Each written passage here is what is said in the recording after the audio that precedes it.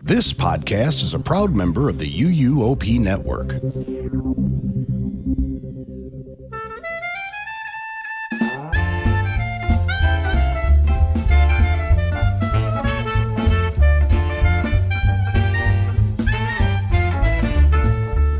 Hello, friends, and welcome to episode 14 of the Taste of Universal podcast. I'm Kayla, and for now, I will be your host, but I'll pass the host over to Kelly probably at some point. Currently joining me due to an insane set of circumstances are none of my co-hosts. Again, Kelly will be joining shortly, but Shelby and Tracy are unavailable this week. I'm not alone, though. We have another guest. Guess who it is? It's the network podfather himself, Lee. Hello. I did Hello. preface this on an episode of UUOP from about 2 weeks ago. So there's either a lot more listeners listening to this episode or a lot less, depending on how much they like me or not. And I did say to Tracy before we started recording this, I don't necessarily think this was a good idea letting you and I go together, Kayla, because this could be the most off-topic chit-chatty episode ever. No. Yeah, we don't have Kelly here right now to No one's reining us in. Yeah, exactly. It's good to be here, actually. I can't believe this is sort of given me the impetus that I need to infiltrate all the network podcasts at this point. Infiltrate. Yeah.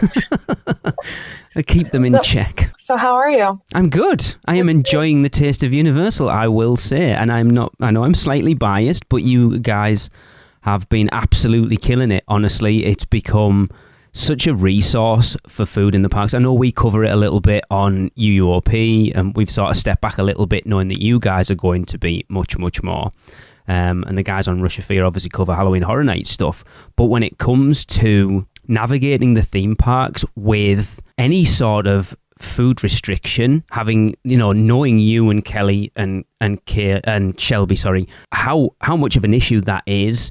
You guys are, to me, just such a good resource that anybody going to Universal for a trip who suffers from any sort of any sort of food restriction should be checking you guys out, because, again, even going the three of you with the restrictions you have had some issues and you know how to deal with it. So people going for the first time that don't know how to deal with those things, this is an invaluable resource. Yes. Hopefully the listeners agree.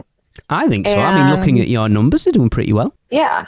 It's nuts how much content we have and how much food they're adding. Yes. And if anything, yeah, I hope that people, everyone, but especially people with allergens, they can listen to our podcast and know that they don't have to go on vacation and pack a bunch of stuff in Tupperware or have just like protein bars and whatever, beef jerky for meals. Like there's plenty of options for every single person, allergen menus for help. So, and then obviously we provide, what we think, if it's good, if it's a good bang for your buck. And yeah, but then also it's like, it's not that simple. You've still got to be aware of what's going on, because Universal are still showing some growing pains when it comes to dealing with these things. So it's, they've still got a long way to go, but it's definitely come on leaps and bounds. Like if you'd have gone back 10 years ago and said, we're going to do a podcast just about food at Universal, you'd be like, yeah, there's no way.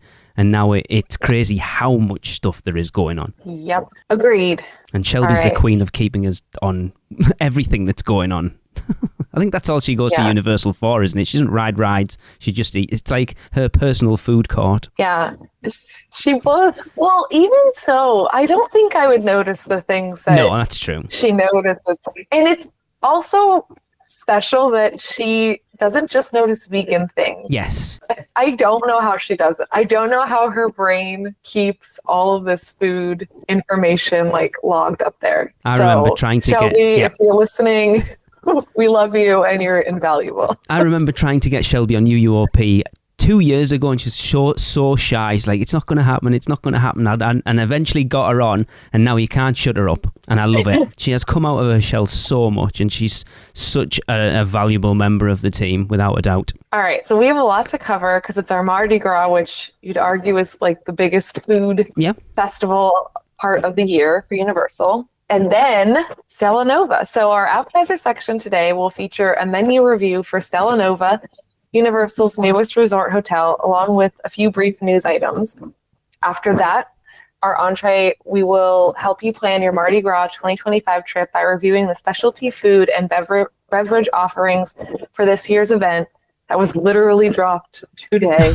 Unbelievable how late they dropped the menus. Instead of a standard dessert section, we will have a fun Mardi Gras segment that will be sprinkled throughout the episode. We each picked a Universal Orlando attraction and gave it a hypothetical Mardi Gras overlay. Before we get started on our appetizer, just a quick note. If you are researching Stella Nova for yourself, at the time of this recording, the menus are not yet linked in the app, so you can't open the app and search Cosmos Cafe and have it take you to the website. You have to open the Universal website on the browser, navigate to the hotel website, and then navigate to the menus. Luckily for you, we did all that for you. We won't go into details or prices, but we'll give you a great idea of what you can find at the new hotel. Which I have watched so many vlogs on this hotel recently, and Chris, my co-host on UUOP, as we're recording this, is staying there this weekend, so I can't wait to see what he thinks of it. I've heard some very differing reviews about it, though, so it's kind of interesting at this point. But yes, kicking off a huge year for Universal Orlando on January 21st, Lowe's Stella Nova Resort opened its doors to guests. This hotel is in the prime value category and features multiple restaurants with grab-and-go and quick service options available throughout the day. First up, as Kayla said, is the Cosmos Cafe and Market, and for the sake of time, we're not going to read you the descriptions of these menus because there are so many typos in them, it is crazy. That has been entertaining me so much in the last week. Watching Tim Tracker's video yesterday, and he had like a printed off paper menu in the restaurant. There was 3 typos on one page. It was, yeah. Grace Wiley knows what I'm talking about. Our group chat of taste is all typos, so we also know. Oh yeah, and it's very funny. It drives me up though. Anyway, so this dining location offers a grab-and-go section that is open from 6 a.m. to 11 p.m. every day, selling things like coffees, pastries, snacks, and ice cream. The grab-and-go section opens an hour before the regular part of the cafe and stays open an hour later, so keep this in mind if you are an early riser or are looking for a snack after a long park day. The main section of Cosmos Cafe is open from 7 a.m. to 10 p.m. daily, serving breakfast until 11 and lunch from 12 to 5, and then dinner from 5 to 10. And Lee, do you know between 11 and 12 if it's just the grab-and-go stuff and you can't order at the counter? That's interesting. I don't actually. I don't think I've ever seen a restaurant at a Universal hotel serve till 11 and then start something else at 12. Probably is the answer. If they're not serving lunch and they're not serving breakfast, probably. It seems weird that they would have an hour in the middle of the day where they weren't serving anything. Agreed. I feel like it's a mistake. I thought Shelby emailed and hasn't heard back, so we'll post on socials if we hear back or hear from anyone about that question. Okay. I kind of think it's a typo, but Possibly. maybe I'm wrong and it's just grab and go. So I don't want to say that. Don't take anything I just said with.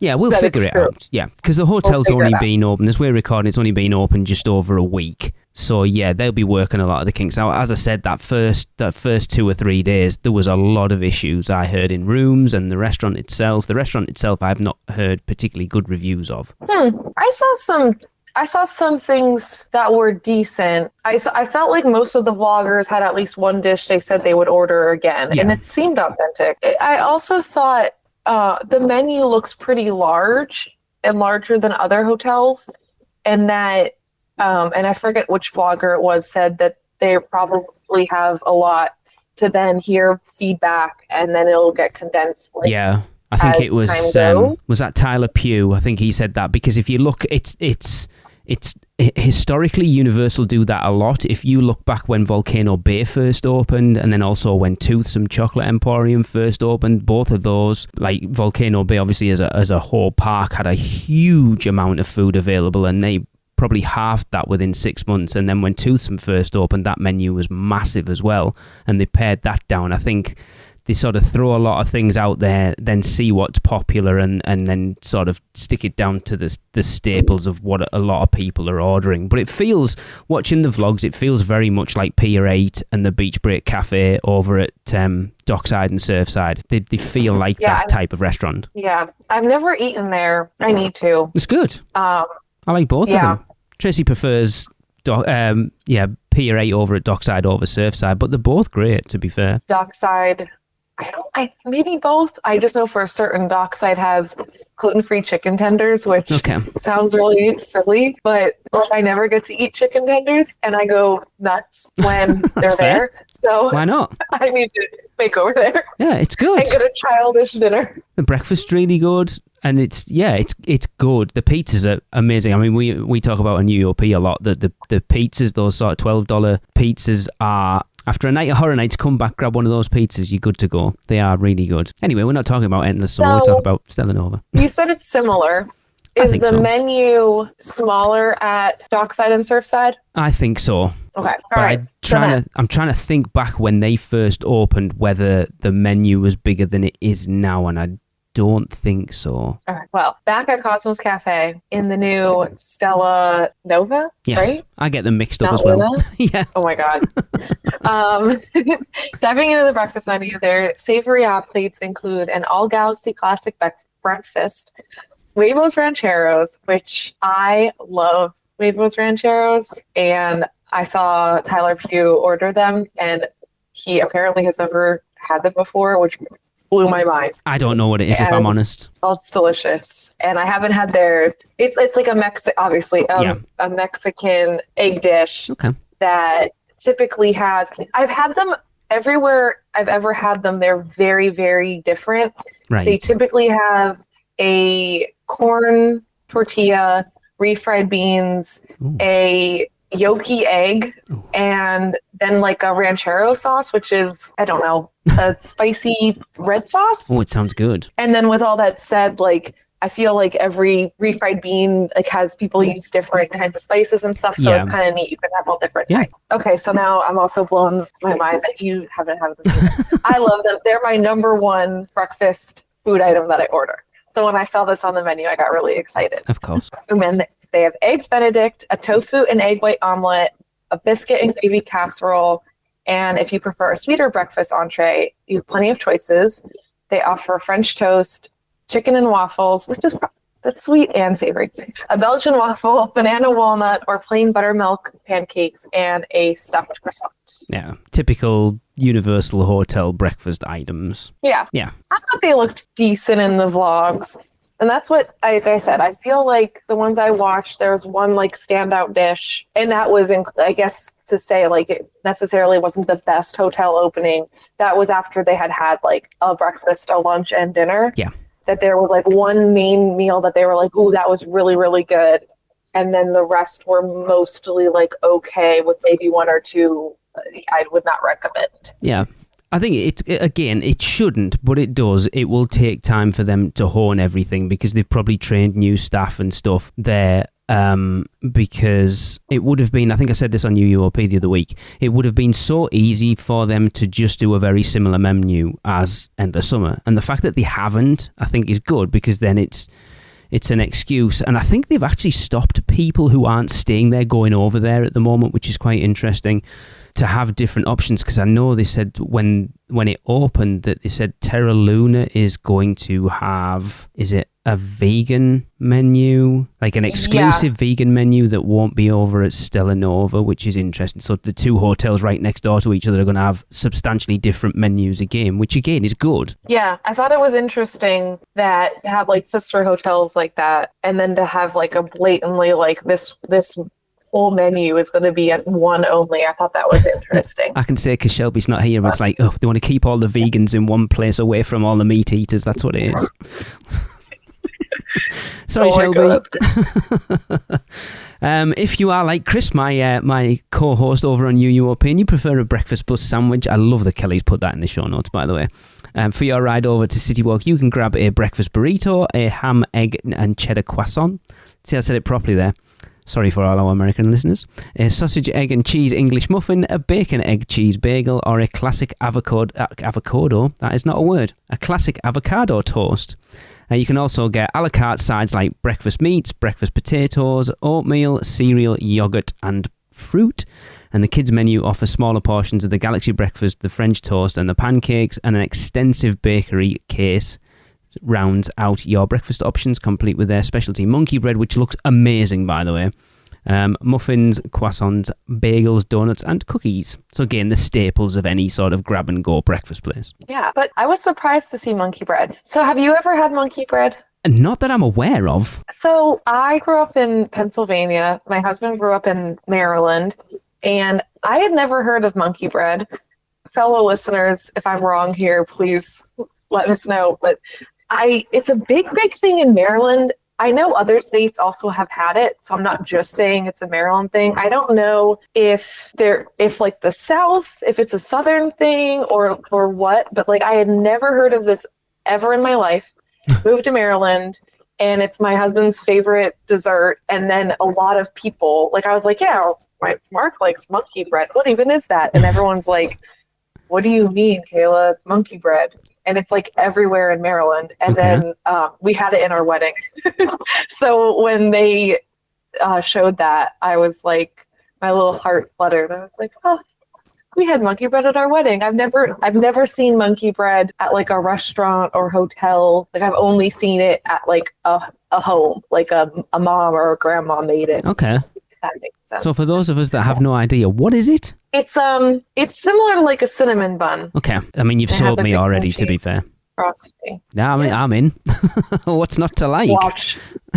I'm like totally wrong, and like the monkey bread is only like the Maryland monkey bread. It's like cinnamon bread. I don't know. I think like you say with a few of the vlogs we've watched, I think we watched Tim Tracker the other day, and he said it wasn't. So I think I remember him saying it wasn't super sweet and it wasn't super cinnamony, because I know cinnamon can be a flavor that a lot of people like. I love cinnamon, and I know a lot of people who don't. And he said it wasn't massively cinnamony. So, which like, trying to think, like Cinnabon isn't massive. I think they're cinnamon rolls, but they're not massively cinnamony, are they really? They're way sweet. They're sweeter than they are. Yeah, they're not very cinnamony. So yeah, I expect it to be somewhere along those lines. But it looks really good. It's definitely something I want to try. I think when we're talking about coming over for Horror Nights this year and maybe staying over at Terra Nova, because we have to do all three. If Chris is staying at Stella Nova and Michelle's staying at Helios, Mrs. One Percenter, of course, we'd have to stay at Terra Nova. I still want to say Terra Luna because it rolls off the tongue. It is Terra Luna. Oh my God. Yes, Terra Luna. Have you any plans to stay here at any point, Kayla? Like, have you got, like, oh, we're staying there this year, or is it just we will at some point? I booked a Stella ? Hotel for a potential HHN trip in September. Okay. And it was like, I have it. It was a good price. And if things fall through or whatever, but the plan is to stay there. But I don't remember which Stella that is. I don't know. They seem the same to me. I'm just going to show up and put it in the Uber and see where I pop up. I think they are virtually the same. Again, we talked about it on UUOP that when you look at Dockside and Surfside, they are very different. Like one's Surfside's like half the size of Dockside. We've stayed at both now, and it's much quieter. It's kind of easier to get around. There's less kids. But with these two, they're virtually the same size, so there's not really one over the other to choose because, obviously Terra Luna hasn't opened yet, but from what Universal have put out, they look virtually the same. It's just the theme slightly different. So there's no like, if you get stuck, if you wanted Stella Nova and you couldn't get in, you end up at Terra Luna, it's no big deal because it's effectively the same hotel, I think. Yeah. I think one is, I think they've advertised Stella Nova of having a direct walking path to Epic, whereas I think you probably can from Terra Luna, but they're not advertising it as such. It's kind of like that Aventura thing where you could technically walk over to Sapphire and get the water taxi from there, but they don't advertise that you can. Mm-hmm. But it looks nice. I've just heard, I think the biggest issue I've heard is the rain dripping on the window sills outside. I've heard a lot of complaints about. I don't know whether you've heard that, which is weird. Yeah, that's strange and incredibly annoying. But yeah, the starry celestial aesthetic is right up my alley. So as far as like how it looks with the decorations and stuff, like that, it just super calls to me more than probably the other hotels. But I love themes, so like I love all of Universal's hotels because I feel like they all do a really good job. Agreed. With themes. I thought the rooms looked nice. I thought the food looked decent, not great yet. But again, with the larger menu, I'm like very hopeful that it's just that they'll hear feedback and make adjustments. And then we'll have, maybe by the time I go for HHN, it'll be an updated menu that's smaller and better. Because it's that interesting thing, isn't it, with not having, like if you're staying at any of the others, barring sort of Endless Summer, you've got City Walk to go to. If there's nothing at the hotel you want, you can be at City Walk in like 5-10 minutes.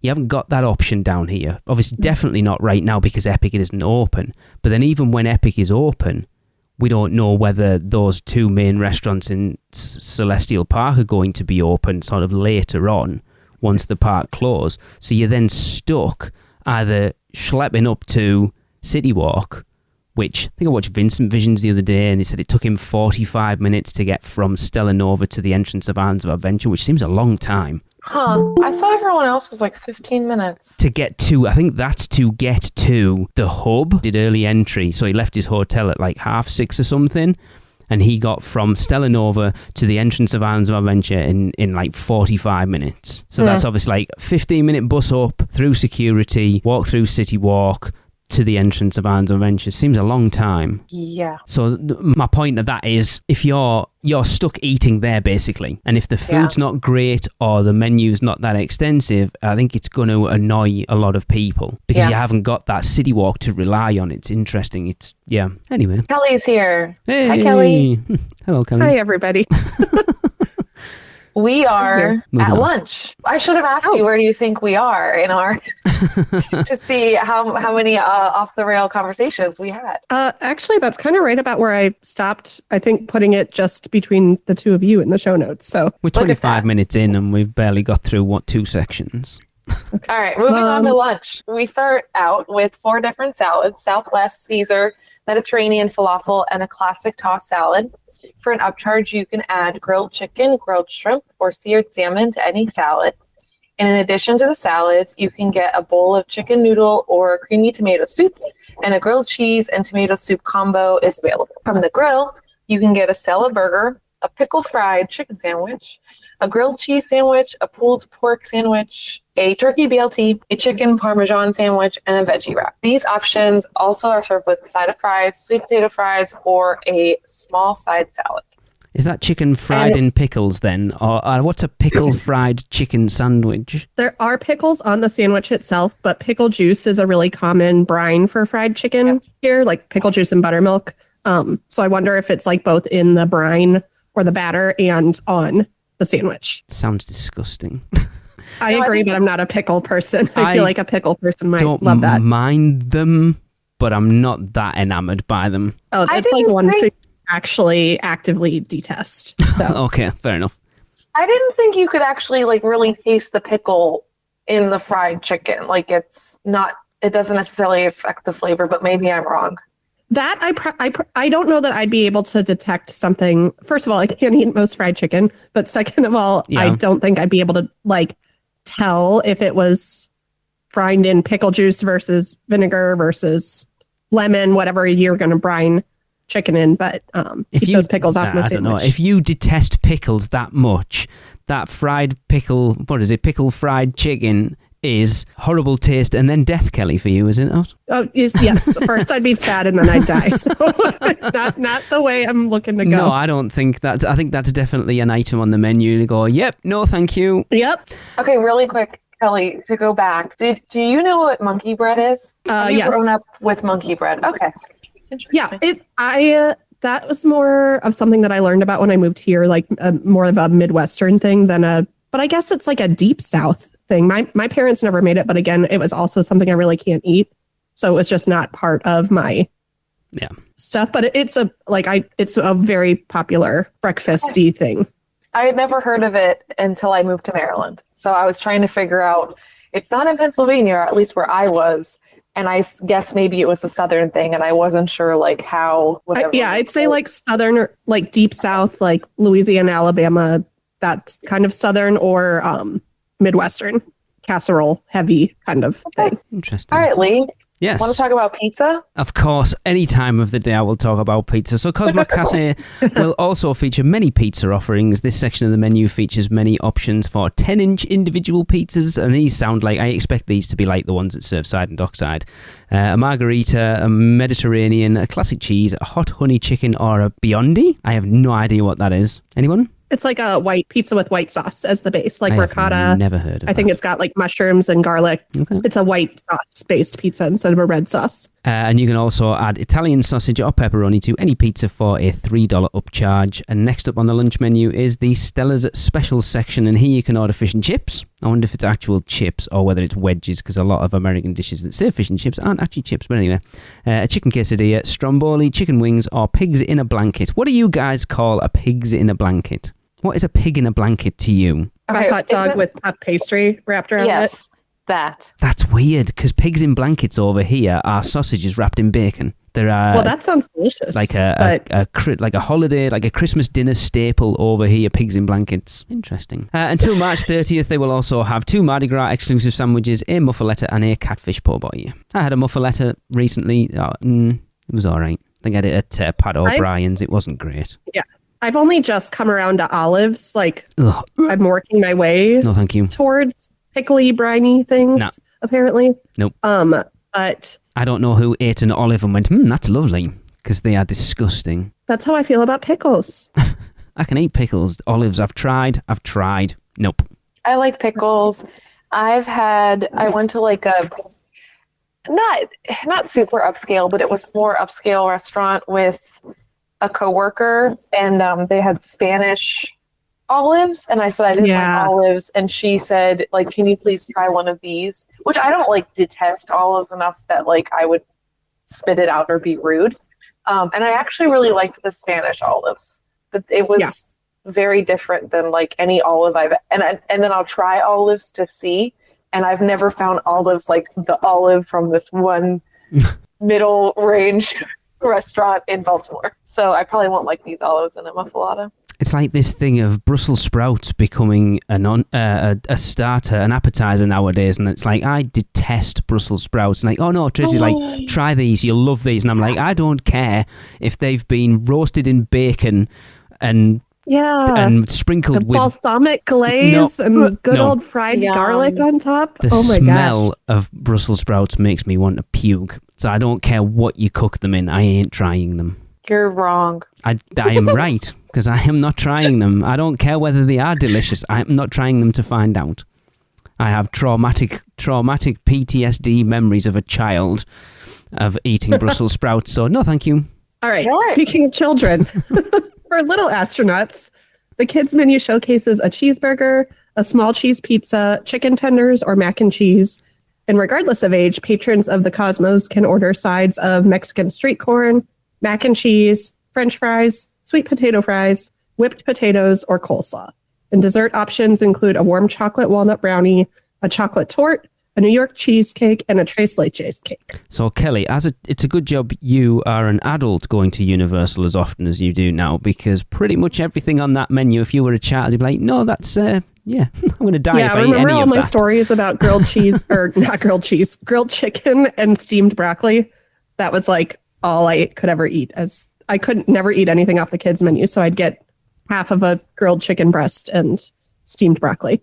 It's funny how they don't really do vegetarian items for kids on kids' menus. I mean, I know some of them are, but not because they're vegetarian, more because they are just like staple kids' foods, like mac and cheese. Yes, it's vegetarian, but it's not on there because it's vegetarian. You know what I mean? They don't give kids a specific vegetarian option. It's like, if you want to eat vegetarian, there's mac and cheese. If both parents are vegetarian, then they keep a full vegetarian household and their kids are by default. Yeah. Like having a good like veggie burger or something like that on the menu, like kids most kids enjoy that, and it's a very cheap option for them to have. So might be a nice thought one day. Maybe. All right. The dinner menu at Cosmos is almost exactly the same as the lunch menu with just a few additions. So after 5 p.m., you can also feast on a salmon fried rice dish, a roasted half chicken, shrimp and grits, or beef bolognese. And the beef bolognese is also available on the kids menu at dinner, along with buttered noodles. So there you go for another vegetarian. Yeah, but option. not the beef bolognese though. No, but the buttered noodles surely are. Strangely, the only lunch item that appears to be missing from the dinner menu is the cheese quesadilla. So I don't know if that's just a typo or if you got to get there before 5 p.m. if you want a quesadilla. Because I think legitimately everything else that's on the lunch menu is on the dinner menu, minus the cheese quesadilla. But knowing Universal, and actually, like this is Lowe's. If you think Universal is bad, Lowe's is even worse with their menu typos, both online and in person. Yep, look, we've established on this show before you joined us, Kelly, the typos that have been at this hotel already. Tracy and I were watching, I was telling Kayla, Tracy and I were watching Tim Tracker's video from last night, and he had like a printed off menu, and there were so many. We were, I was like, we need a picture of this. Posting that. There's a whole thing on our Instagram page at this point of typos. I love it. Keeps me entertained. Okay. Right. So I want to make a quick note. There is a gluten-free crust for the pizzas. There's a gluten-free bun for the sandwiches. There's a gluten-free banana nut muffin, which is nice. I wasn't expecting a muffin. I don't think other hotels do, so maybe I'm wrong there. And everything is labeled. Obviously, I haven't been there, so I can't say how like ordering and stuff goes. But there's other stuff, such as the easy example, tossed salad that isn't labeled gluten-free, and I'm assuming it's because there's croutons. So there might be like some stuff that's not labeled, but should be easy to order. But they do have things labeled, and they have a decent amount of options, I'd say, at least for gluten-free. Okay. I know for vegan as well, Shelby found that a lot of the stuff isn't marked vegan, but is as ordered.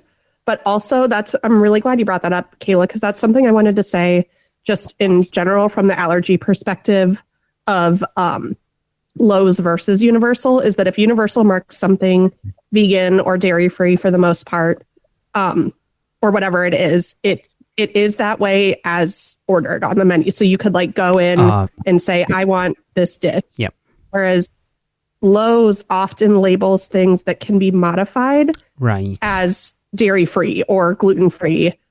So just it's again just my constant soapbox of you have to ask, and you have to ask every time, and you can't just, because like one of the things that's labeled dairy-free, I think at the pool bar, says it has cheddar cheese in it, but it's labeled as dairy-free, but it would be dairy-free if you took the cheese off. But you would have to ask for that. You would have to say, I want that to be made dairy-free. Yeah. Okay.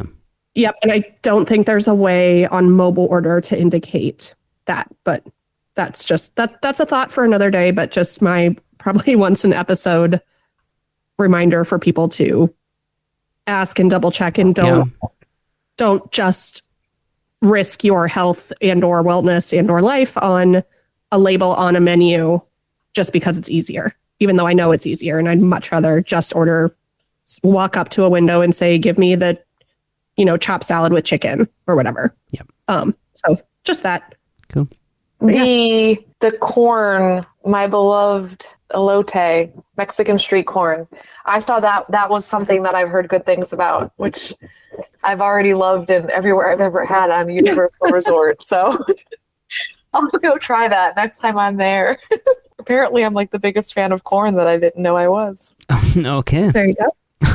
I am usually not a pizza person, and I really want to try the hot honey chicken pizza. That is like right up my alley. So that is what I'm excited about. I found out when we went to Circus McGurkus, I'm not a fan of hot honey. I didn't love their hot honey. It wasn't nice. So I don't think it was bad. I just didn't think it was. It wasn't very hot. It tasted like honey to me. It was very strange. Interesting. You also thought that it meant temperature and not spice level. You were surprised that it was spicy, and I said that's where the hot comes from. It wasn't spicy. It was peppery. It wasn't spicy. The chicken was. I thought the honey was spicy. No, my tolerance for spice is incredibly high, so if I'd have said that was spicy, it would have had to be very spicy. It just had a weird peppery taste to it. It was just odd. I didn't enjoy it. That's funny that, like, again, I have a very high spice tolerance as well, and I didn't think it was spicy in the slightest. Yeah, it's not. So I'm like curious.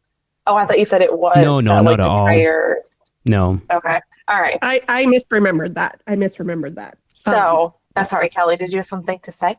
No, I think I just said It's a filler, which we know I do constantly. Oh, a lot. Sorry. Yes, we know. Does anyone have anything else to say before moving on to the next bit? Any thoughts about the lunch, dinner, or breakfast? No, I'll probably never be in that hotel. I missed your conversation before I got on, but I appreciate that there's a pretty wide variety of stuff and that you can like add multiple. It's not that the salads aren't just add grilled chicken. Like you could get a grilled chicken salad one day, and if you liked it, you could try salmon the next day or something like that. It seems that there's quite a few fresh options and enough variety that if you are staying there for a longer amount of time, that you'll have different choices. I want to know who we talked about it, that we thought the menu was large with the future that it'll get condensed once they hear feedback. But yeah, probably. Okay, I could see that happening too. What I want to know is who Volcano are these... Bay all over again. That's what I said. And Toothsome. Toothsome was the same. I want to know who these weird people are who are at Universal at lunchtime and are at the hotel. What the hell? What's that all about? No. There's a theme park. There's 3 theme parks down the road. You should not be in your hotel at lunchtime. I, for the first time ever, was there because we got our bags and we misread the time of the shuttle and we were there 20 minutes early. So instead of getting lunch at the airport, I was like, I have enough time. I'll just get it here in Cabana Bay. It was bananas. Like there wasn't a lot of people. So most people are intelligent and are in the parks, but it was weird. Like I felt so out of place to be there. Like I felt wrong being there at whatever, like noon. So I'm with you, Lee. Yeah, I have though given like families the pro tip of which, Kayla, you might experience in a couple of years of like the get up for early entry, hit the parks really hard in the morning, leave at 11, go back to your hotel for lunch and a swim during the hottest part of the day, or lunch and a nap, and then come back and hit the theme parks really hard in the evening. That's generally the strategy that I give families with young kids. But yeah, I can tell stories from when I worked at Disney about why I give that strategy to most people with young kids. So save that for a different day. Probably my future. But anywho, moving on to my Mardi Gras ride overlay. So I messaged the team. I won't go into details to the listeners. I have not had the best week lately. And I gave this idea and I didn't think past my one idea. That's terrible. It's the worst, funniest idea in my opinion. And that is a Gringotts Mardi Gras ride overlay. That is it. I thought I couldn't get past it. I tried, to be fair, to be honest with you. It was little try. I didn't give it my all. My brain is not there. But really, I couldn't get past imagining Voldemort and Bellatrix with like beads and a jester hat and dancing, and like I just thought it was the funniest. And then I imagine like those dumb trolls with some sort of Mardi Gras getup on. I didn't come with like a new, like it's the same exact ride with the same. This is so dumb. The same exact story, but just with like a little jazz music in the background and goofy stuff on the people and characters and animals that are in it. And maybe like throw in Voldemort, I don't know, like saying something ridiculous. So that's it. All right. I love it. I would ride that. Yeah. Can you imagine like drinking, like getting like a mead flight or something and getting a little toasty and then going on that ride? It would be the funniest thing. All right. If you're looking for some poolside bites, check the Galaxy Grill and Galaxy Bar, not to be confused with Galaxy Bowl at Cabana Bay Restaurant, which I was about to say, isn't this did we mess this up? That's confusing. No, it's Thanks, interesting. Universal. Yeah, it's weird. I wonder. I wonder if that's a conversation they've had behind the scenes. Like, do we really want to call it Galaxy, even though there's one at Cabana Bay? I guess there's only so many space themed words that you can use because they use all of them. They use Constellation a bunch of times. They use, I don't know, Stella, Terra Luna, Nova. Yep. And then you've got stuff in the theme park too. Like you can't do like Stardust or like, Celestial. I feel like there's again, other. Yes. Yeah. Yeah. Interesting. No, I put that in there to be snarky more than anything. But, No, but it's true. Yeah. It is a weird thing. and that's what comes up too. Like I said, that note that I put in there in the beginning for you, Kayla, that none of this is synced with the app yet. So if you go in the app and type in Galaxy, it brings you to Galaxy Bowl at Cabana Bay. at Cabana Bay. Yeah. So Okay, so Galaxy Grill and Galaxy Bar, not Galaxy Bowl, features a large covered dining area with lots of seating and has the option of mobile order.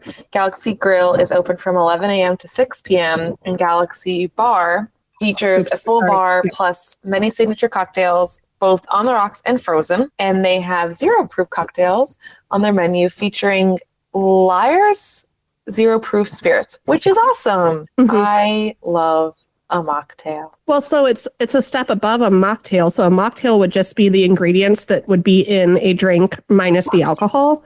But this has the zero proof spirit in it that makes it taste like it makes it taste like a drink instead of a jar of juice that you're drinking. So it's that's why they're typically, like if a cocktail is like $15 and a mocktail is $8, you'll see a zero proof cocktail kind of hang around the like $11-12 range because the zero proof spirits are more expensive than ingredients that they would typically be putting in that.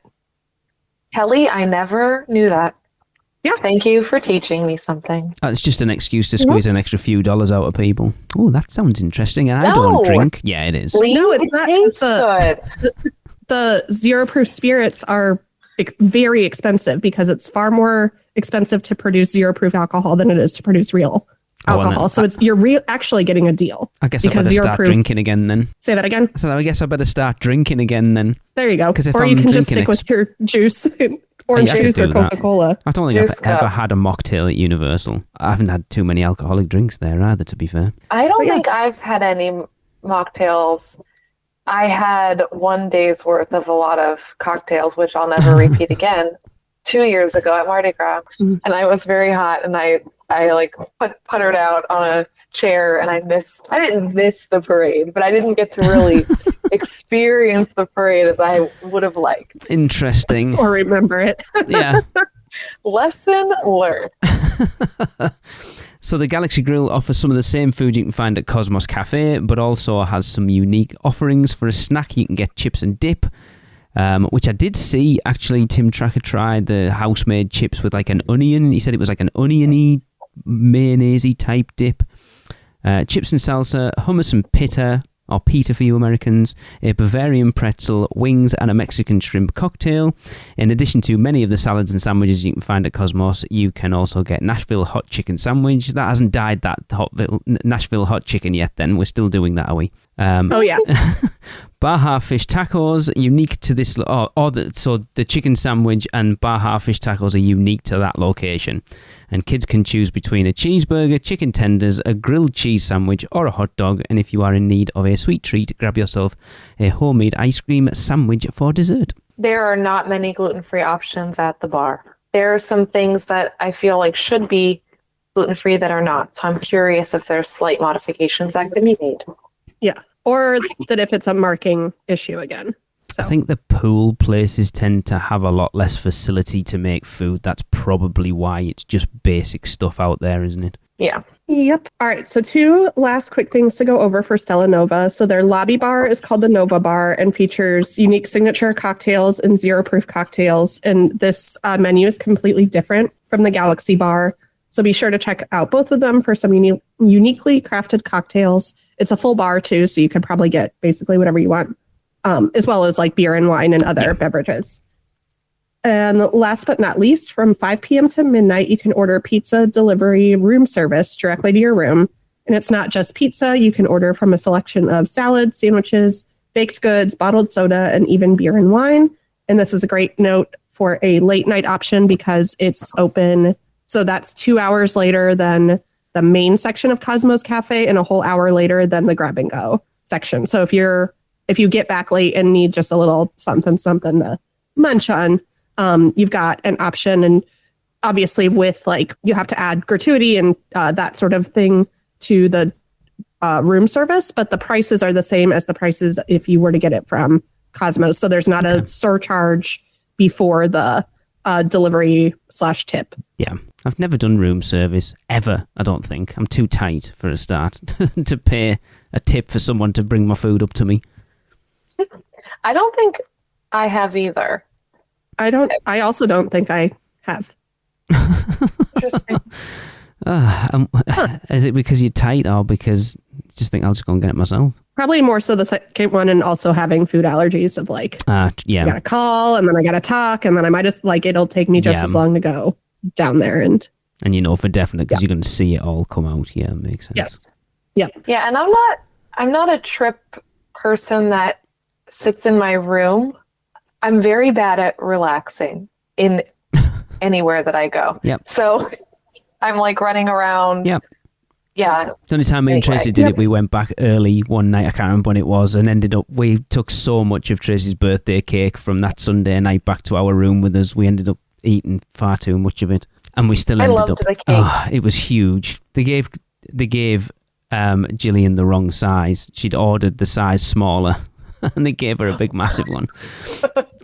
Yeah.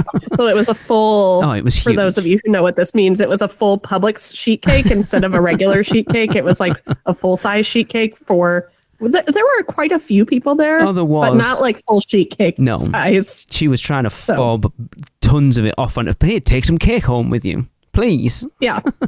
They're finding like plastic baggies and stuff to take it home in. You should have went to Rising Star and like found really drunk people. That would have been like, funny. Okay? Oh, because they did. People did go down there. Yes, they did. Yeah, I think Michelle went. That's when I fell asleep at the table. But yeah. Oh man, that was a missed opportunity. Oh, we sold it. We could have sold it and paid for our food with it.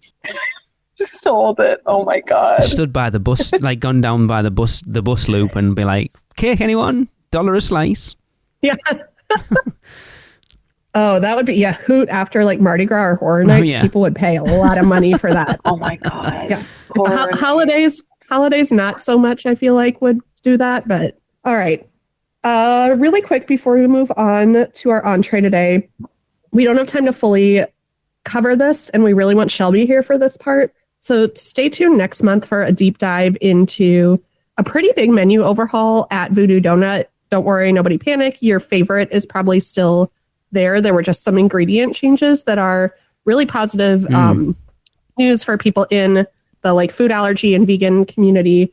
But Shelby's done a ton of research on this, and so we're gonna wait for her to be here to cover this part. But yeah, rest assured your favorite donut is probably still on the menu, and there are new ones as well.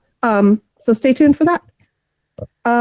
Besides that, there are just a few minor menu updates around the resort, such as Lunar New Year specials at Cowfish, snacks celebrating the release of the movie Dogman at Imagination Cafe, which is the old Kids Own pizza company, and new items at Pat O'Brien's, but we will skip going into the details on those for the sake of time. So as always, keep up with our socials and check the Universal app and website for details about that if you're looking to try something new. Yeah, I think the Lunar New Year specials have a special like Universal official blog post. Okay. Oh, cool. Good to know. I believe so. I know they posted on their stories, and I'm pretty sure it ended with like, click on the link. And there was some neat looking stuff, so I recommend looking at that. And we'll try to post on the socials as well. And I'm not interested in seeing Dogman. I like animated movies, and I think it looks so silly. The only thing I know about this movie is because of the stuff that's going on at Universal right now. If it wasn't for that, I wouldn't have a clue this film even existed. I wouldn't see it one way or another, but I am now not going to see it out of spite because when I was home over Christmas break, I took my niece to see Moana 2, and they did a whole breakdown of the movie, including showing the full trailer during the like pre-trailer stuff at the movie. And then the full trailer played again. And then we were 10 minutes into Moana 2 and the screen shut off and there was a technical issue. And when that happens, they have to restart the whole package over again. So the pre-trailer stuff played again. So I saw that for the third time. And then the trailers played again. So I saw that preview 4 times in the course of about 40 minutes. And now I just don't want to see it out of spite. And that's my Dogman rant for the day. Yeah. Because I can't care to rant about any of the other things that I actually want to rant about right now. So that's fair. There's that. Okay. I do have Shelby's Mardi Gras overlay, and she chose E.T. Oh, and yes. I guess I need to come up with a new Lee, one. was that yours? Yes, it was. Okay. You can also do it. She said she didn't have time to think of too many details, but just like that it's already kind of like a trippy party. And that she just imagined like themed beads to every room and things like that with the music and all of that. So that was Shelby's Mardi Gras ride overlay. That's funny. I also thought of that in my that was the only other thing I could think of. I thought of 2 other things. Let's see if one of you guys think of the other thing I thought. By the time this episode airs, we will be a week into Mardi Gras, and the resort is letting the good times roll with annual favorites such as the Pat O'Brien's after parties featuring exclusive food, the Red Coconut Club, which will once again be transformed into the Cursed Coconut Club, which will be awesome. And as always, don't forget that usually the bars on the first and second floors feature totally different drink menus. I forgot they do that. And I'm on this podcast and I go into these coconut clubs all the time. The hotels are joining the fun with exclusive menu items as well. You already heard about Stella Nova, but here's a quick rundown of the other hotel special dishes. Most hotels offer specialty drinks as well, so be sure to check the Universal website if you're looking for something in particular. Yes. And they usually have like on the bar, right? Like a sheet or what, not a sheet, but you could like see it too at the bar. Okay. They'll have the specials. We've only ever done Mardi Gras once, and it was pre-COVID, so it wasn't like the full sort of food experience that it is now. So it's definitely tentative plans are in the work for next year, but we'll see. So over at Portofino Bay at the Trattoria del Porto, they have a seafood etouffee with dirty rice. At the Hard Rock, look for beignets at the kitchen or a blackened grouper po' boy at the Velvet Bar. At Island's Dining Room at Royal Pacific, you can get a crawfish and andouille sausage egg roll. Ooh, that sounds good.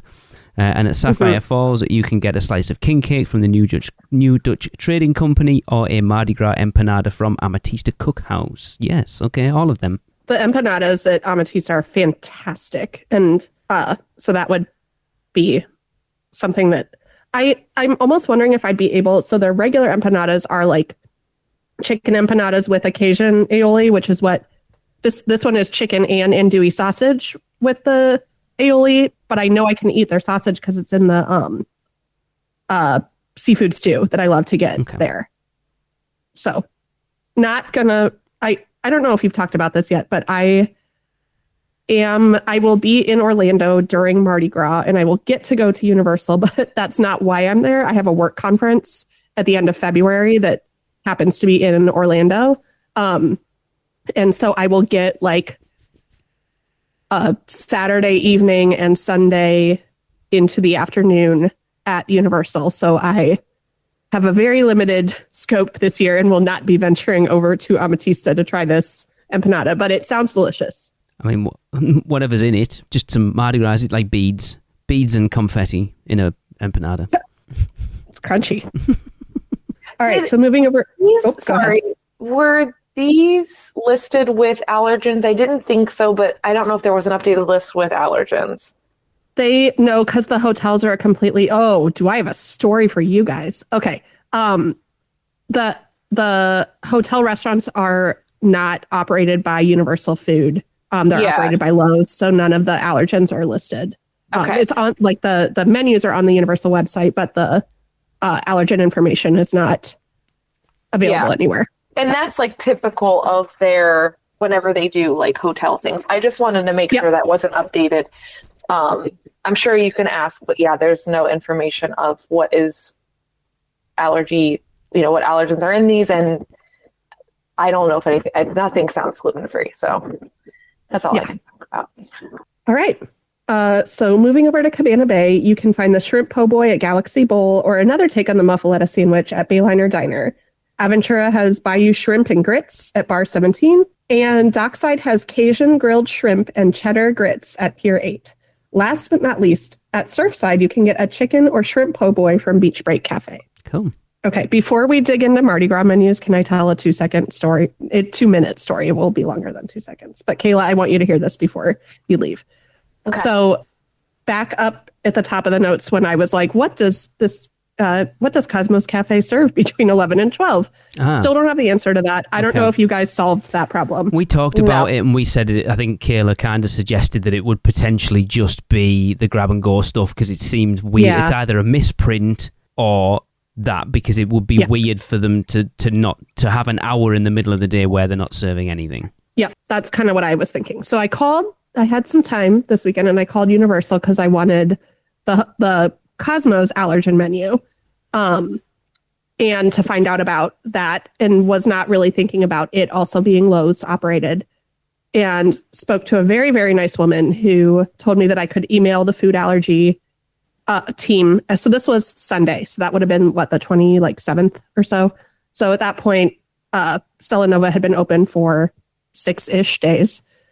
And she very sweetly told me the food allergy email, even though I said I got it. She spelled it out for me as in F as in Friday, O as in October, O as in October. And it's food allergy at universalorlando.com. She spelled out every letter of it. And then told me that she would have, I fully knew that I was calling a number that was not going to put me directly in touch with the hotel. I was not going to be transferred to concierge or the restaurant itself.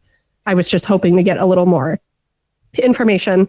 And then I said, I'm also wanting to know about this. And she was like, I can't tell you about that. And just to let you know, they can't provide you that menu yet because that information is proprietary because Stella Nova Resort has not yet opened. Yeah. And I said, oh, thank you. Have a great day. What? I'm going to go now. Yep. The Universal employee told me that the hotel that had been open for a week was not yet open. And hang on. I'd have been. So who stayed there last week then? All these vlogs that I'm watching, is that in the future? Have I managed to get a time machine? I'd been on hold for a while and just decided I didn't have the heart to tell her or the patience to go into that. But so that's the kind of information you might get if you call Universal. This is what worries me about Universal. We talked about it a lot on UUOP about how they're getting ready to open this brand new theme park that is going to be crazy busy because everyone is going to want to go. And you look at some of the stupid little things like that, like Horror Nights, that's been a mess for years that they can't seem to figure operations out. And yet this theme park that's going to open, it does worry me leading into that, what that's going to be like, because simple things like that an employee that is customer service is telling you that the hotel that opened 6 days ago isn't open. And you're like, hang on, I don't even work for the company. I can tell you, I know damn well it opened 6 days ago. Yeah. It's just strange. Yep. It's so weird. That's funny. Anything else before we move on to the Mardi Gras menus? No, I wish they'd do it. I think I said this again recently. I wish, yes, it's nice that they're kind of spreading Mardi Gras around the resort, but it's just food. I want them to do more. As I said before, you look at the holidays is all over Universal Orlando Resort. Halloween Horror Nights is kind of spreading out more. Obviously, it used to be just in Universal Studios Florida, and now you've got bits in the hotel and the All Hallows Eve Boutique and Arndt's Adventure and the Dead Coconut Club and stuff. I want them to start doing more stuff like that with Mardi Gras, and I want it to be more than just 4 till 8 park day and that's it. Yeah. Because it is just literally, apart from the Cursed Coconut Club and like a few menu items at the hotels and City Walk and stuff, it is pretty much confined to like a 4-hour window inside Universal Studios Florida, and I would like to see them expand it more around the resort like they have with the other two. I would love, like, now that you're thinking about that, I'm thinking of the, how themed the lobbies are for horror nights and the holidays. But if they did a little bit of that and even had just like a 3-piece little jazz setup in some of the hotels of just, nothing, not like the crazy Zydeco bands or anything, but just like a stand-up bass and, a guy on a guitar kind of strumming away. Like, that would be really cool. Mm-hmm. Yeah. And they have live music. I feel like it'd be easy to get that. Lee, tell me if I need to edit this out, but something that you said, like, oh, I want more Mardi Gras. Like, immediately I just thought of boobs. Boobs? I'm really inappropriate. If you want to leave boobs in, that's up to you. This isn't my podcast. Instead of Jurassic World, that's like, we need more teeth. All right, we need more boobs. We need more boobs. It's Mardi Gras. I didn't see any boobs anytime I've been to Mardi Gras Universal. I mean, what's going on? Let's not say that. I've got to remember who I'm with. I'm not on my normal podcast. I haven't got Chris to back me up here. Oh my God. I mean, I would take more boobs. I'm never going to complain. Okay. If that's how they want to advertise, let the good boobs roll. I don't know. It's strange. I'm glad you said that, Kayla, and not me. I've been like quiet, giggling to myself. Like, do I say it? Do I not? All right, it's time to dig into the Mardi Gras 2025 menus. Really quick, I might be leaving early. We'll see, but I don't think was Chocolate Emporium. I didn't see it in our notes.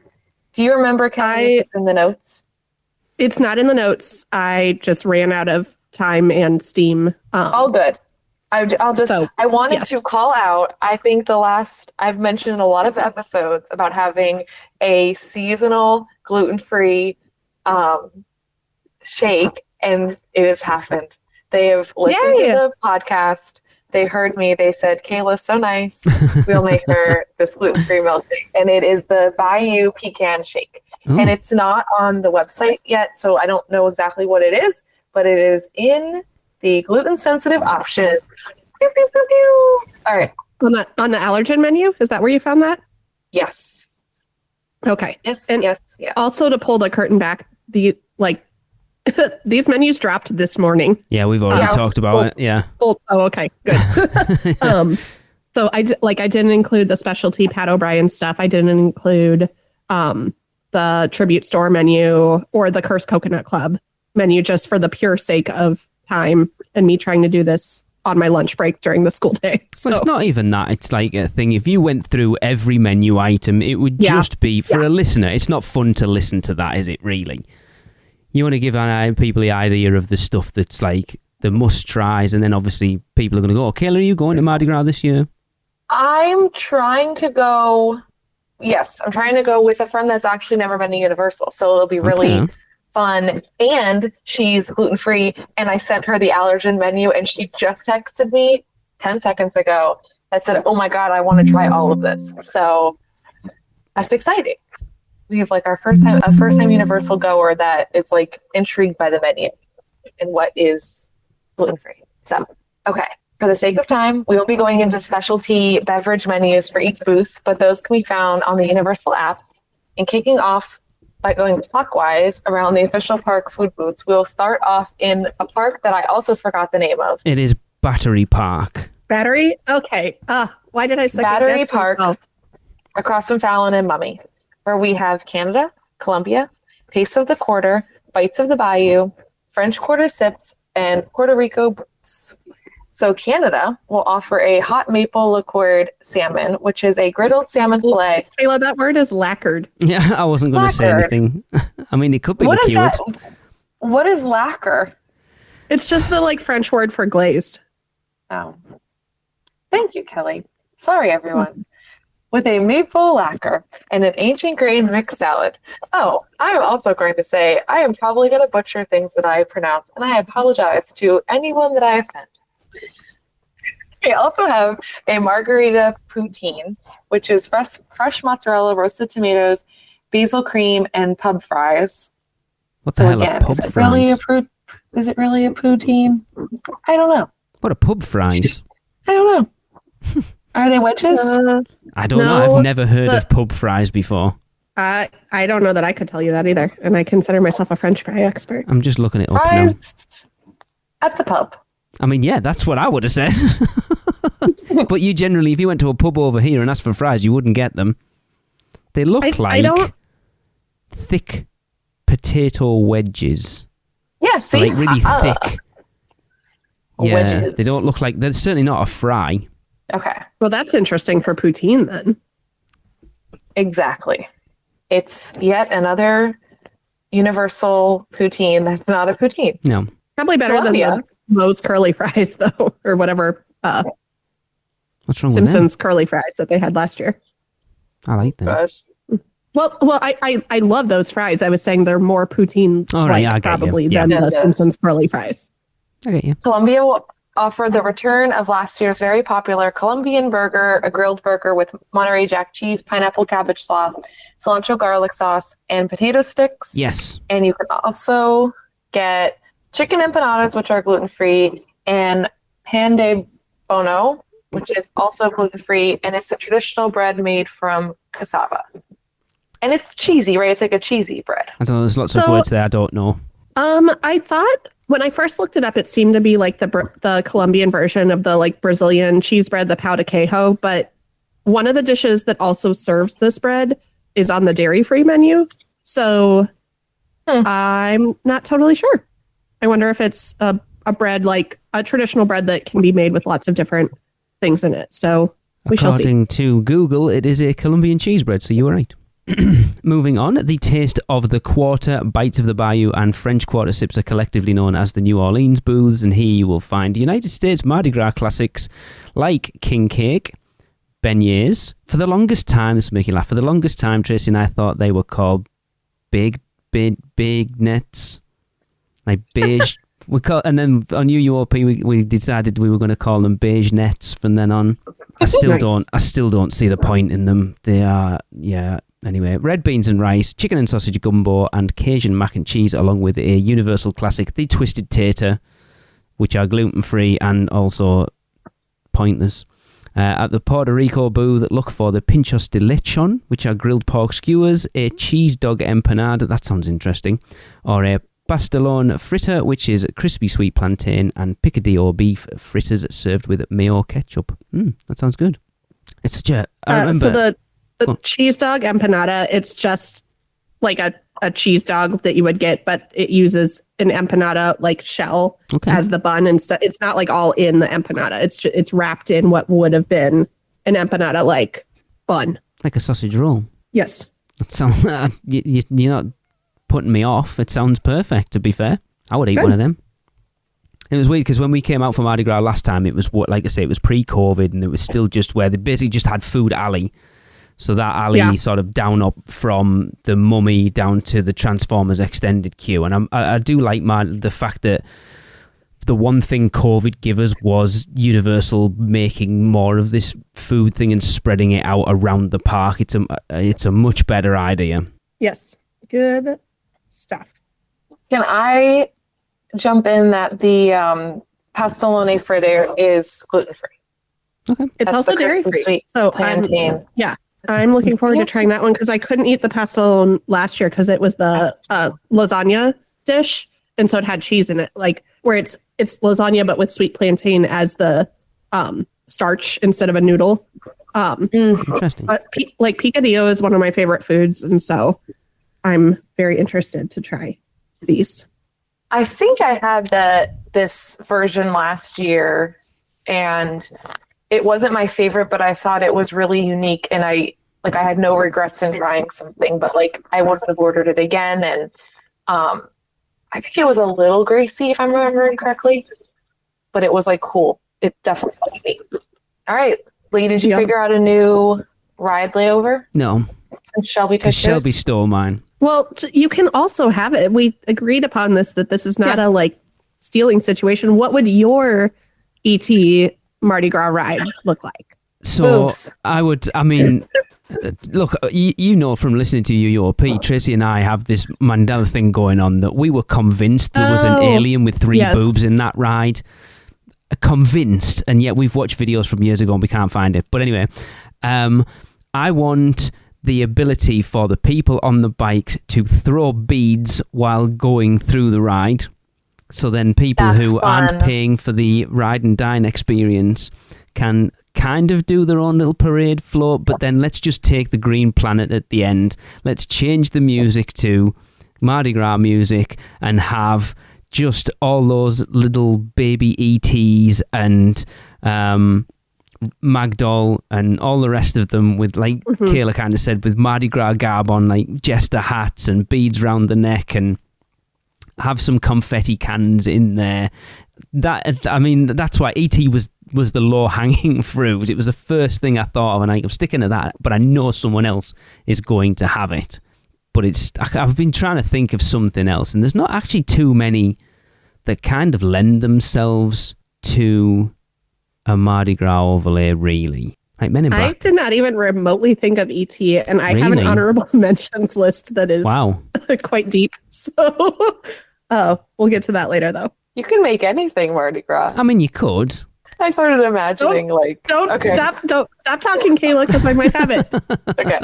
I don't think you have this one. Okay. Whew. All right.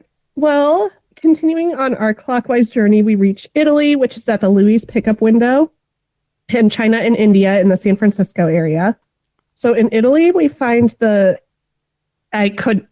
don't know that I could pronounce this right if I tried, because it is not a real thing, apparently. I Googled it over and over again, and it was like, Google just kept being like, do you mean this? And I was like, no, I mean this. And it was like, do you mean that?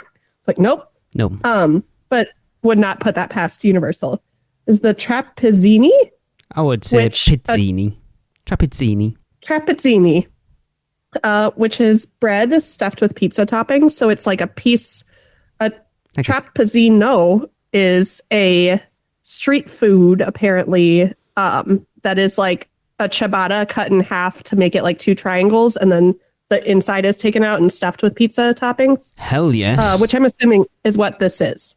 That sounds good to me. What's not to like?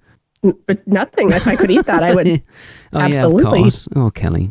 No, I mean, if they had a version with dairy-free cheese, I would absolutely eat that. And then at the China booth, there's the spicy Szechuan chicken bites, which is served over white rice, and a duck xianbing, which is a shredded duck dumpling with, I think, a hoisin sauce is what comes with it. The Szechuan chicken bite. Oh, they're gluten-free, Kayla? Sorry, yeah. I'm just surprised by my own note. I guess you added that part in. Yes. They're dairy-free, too. Freeze, and I could not believe that these Szechuan, I can't talk, chicken bites, I'm not going to say it again, are gluten-free. Okay, well, dairy-free too, so. What's funny is I just put a note in case I leave that what's my number one, but I don't know if these chicken bites are a close number one. I'm real jazzed. And they're dairy-free, awesome. Yay. Yeah. All right. India has 2 savory dishes on display. The first is a potato dosa, which is a grilled dosa filled with curried potatoes, onions, and black mustard seed.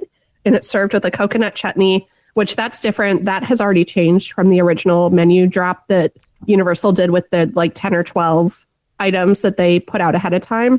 When that was originally cilantro aioli or something like that. So 2 things Tracy can't stand. There you go. I think. Oh yeah, coconut and cilantro. Yeah. In India, you could also get butter chicken, which is tender chicken, and a spiced tomato butter sauce with naan bread and cilantro. So the least Indian dish that they possibly have. It's like a korma. Yeah, depending on what part of India you're looking at. Want something with a bit of spice. Palak paneer is my favorite Indian dish. Universal, please bring it. The potato dosa is gluten-free. And vegan. It's one of the only, I don't know if this has been touched on yet, but there are only 2 vegan marked options this year that are like savory food dishes at the park. There's like popcorn at Pat O'Brien's and things like that, but there's only 2. I'm sorry that I laughed. vegan as is, which is a massive bummer and a massive, I know Shelby mentioned how frustrated she is and just disappointed and bummed that there's so much. There are, we can chat about this later, but like it was announced in one Facebook page or in one page that Universal had confirmed that there was no way to modify any dish this year. But that then on another page that was contradicted. Like, so for to say, like, if I wanted, well, spoiler alert, jumping ahead to like the churros in Mexico, I wouldn't be able to order the churros without the sauce because there's no modifications available. So I'm not asking them to change the dish itself, but I would be asking them to not put something on it, which theoretically should save them time instead of adding more time.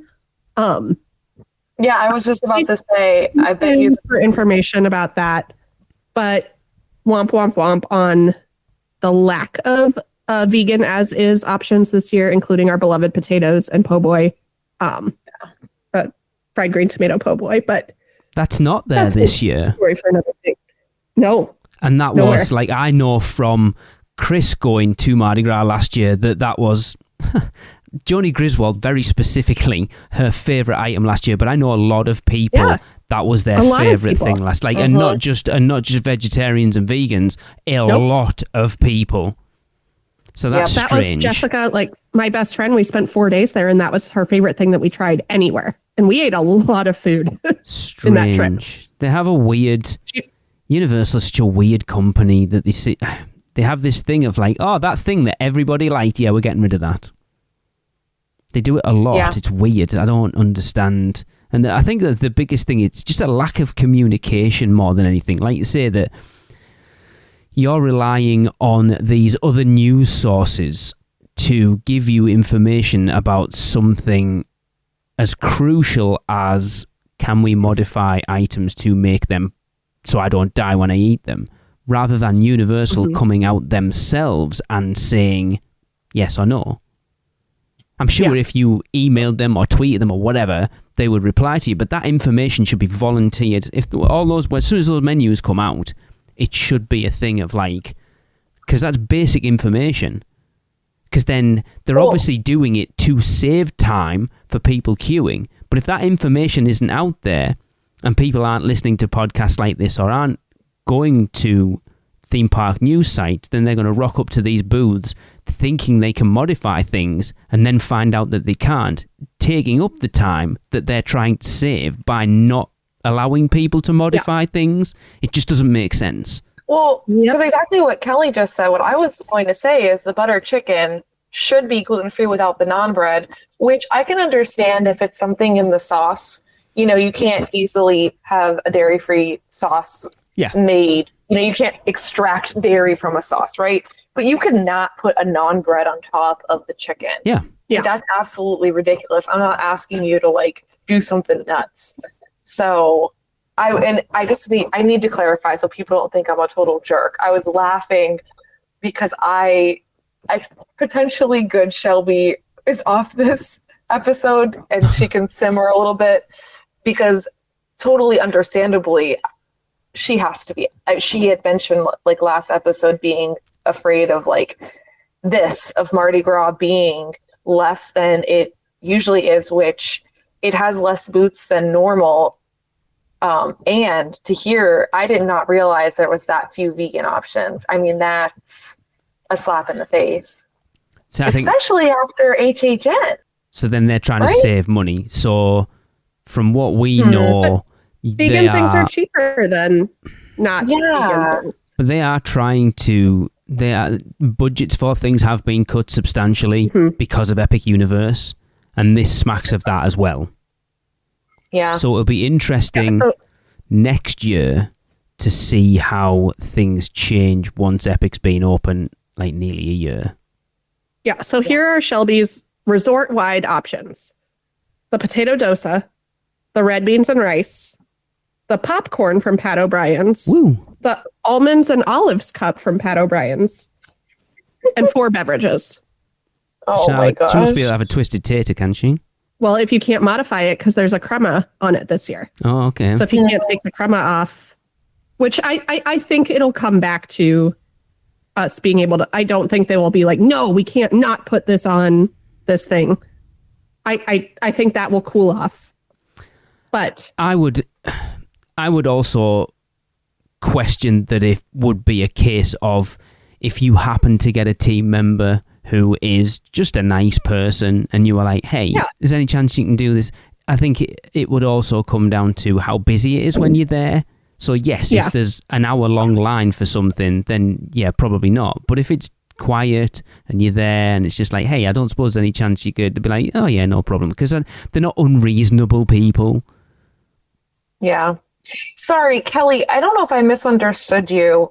Did you know that on the top of the guest food allergy guide, it says that due to limited spacing and cross-contact possibilities, Mardi Gras items in our tents are non-modifiable.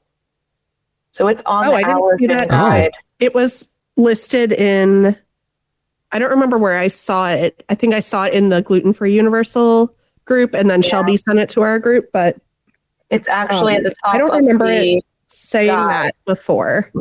Interesting. We could look back at old guides. All right, I gotta bounce. Sorry, everyone. Oh, sorry, Kayla. Too many tangents. We love you. I mean, we're close to the end. Look at us. We did so well. Yeah, we did. We did do well. You didn't hear the hour before you got on. Thank you, Kayla. Oh no, I wouldn't have gone. Hopefully, I will be telling you guys next month that I have my trip planned and everything is going good and we can go. So, all right. Bye, Fingers everyone. Crossed. Bye. Bye. Okay.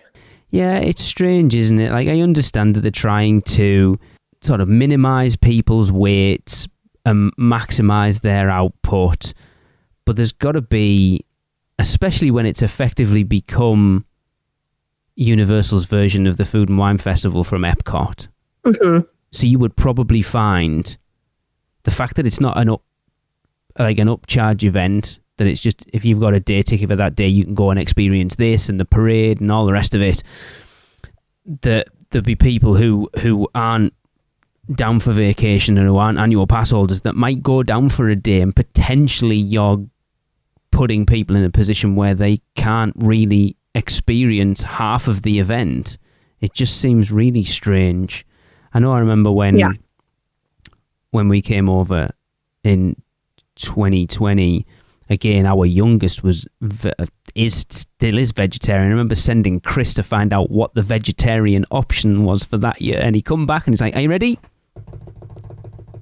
Twisted tater. Twisted tater. Yep, that was it. Literally, that was it. Now, you are kidding me. Yeah. So it has come on substantially in the last 5 years, but it's still got a long way to go. It's strange, isn't it? I know from talking to Tracy that she will say that Universal, they tend to take 3 steps forward and then 2 steps back. Yeah.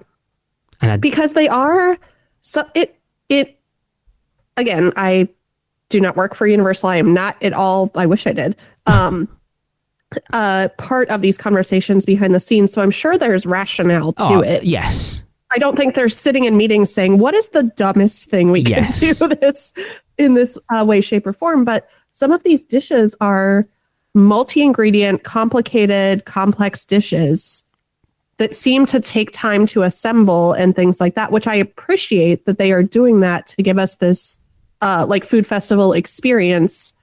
But then they're cutting in other ways that makes it seem like they don't want to be spending time or effort or energy on these challenging or like intricately prepared dishes. And it's not just food and wine that they're competing with. They're actively competing at the same time with Festival of the Arts at Epcot, which runs the same time and is just as much about the food now as it is about anything else. That these are beautiful, intricate, well-developed dishes in a festival atmosphere that's happening down the road at almost the same exact dates as this. So they're not in comparative competition. They are in active and direct competition. It's strange, isn't it? Because how many menu items have we gone through so far that have been a po' boy, and yet they take the most popular item off last year that was a po' boy, and I can't imagine can be any less difficult to do than a shrimp or an andouille sausage or whatever it might be. It's strange. Like you say. Well, I guess those are the hotels. Like the hotels are the ones doing the po' boys and everything now. But it's still strange, isn't it? It can't, like you say, there's probably a reason behind it. And obviously we're not privy to that. And we don't need to be privy to that. It's just for who we are scrutinizing these menus, it looks strange. Yeah.